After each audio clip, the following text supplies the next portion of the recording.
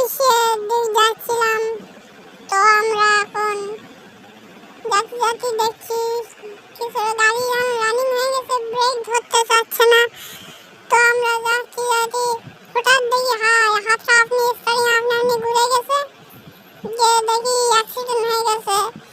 এবার তো আমি পড়ে গেছি সমস্যায়, কি হবে? লোকজন সব এখানে তো ভর্তি, পুলিশে এসে আমার তো এবারে তুলে নিয়ে যাবে, তুলে নিয়ে চলে যাচ্ছে, থানায় যাচ্ছে।